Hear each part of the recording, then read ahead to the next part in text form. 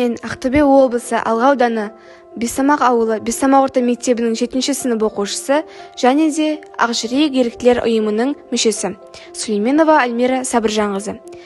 Менің жоба жетекшім Жампейісова Сұлу Қайыржанқызы. Жоба тақырыбы «Отаным қасиетті туған жерім».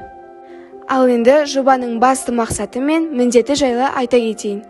Еріктілер тобының негізгі мақсаты қиналған жандарға қол ұшын созып, сол арқылы қайырымдылықтан алыстаған жандарға үлгі көрсету. Туған жеріміздегі тұрғындарды жақсылық жасауға тартып, барынша еріктілер санын арттыру, ауыл жастарының бос уақытын тиімді пайдалануын ұйымдастыру. Жұмыла көтерген жеңілдейді халқымыз. Волонтерлік қызметтің басты мақсаты да бірге жұмылып, халыққа қызмет көрсету дейді Қасым-Жомарт Кемелұлы Тоқаев. Игі іспен айналысу, адамдарға жақсылық жасау халқымыздың көне заманнан келе жатқан дәстүрі.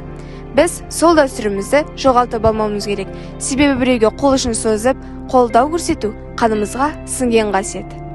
Волонтерлік патриотизмнің бір көрінісі. Еріктілер ең алдымен елдің игілігіне қызмет етеді.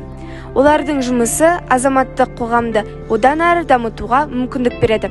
Волонтерлік бір жеңнен қол, бір жағадан бас шығарып әрекет ету. Қазіргі таңда елімізде еріктілік қарқынды дамуда. Бүгінде еліміз бойынша 200 волонтерлік ұйым ірі қалалар мен ауылдарда жұмыс істейді. Мысал ретінде мейірім, үмітің үзілмесін, шын жүректен жүрекке, жан жылуы деген секілді түрлі бағытта қызмет көрсететін еріктілер тобын атап көрсете аламыз.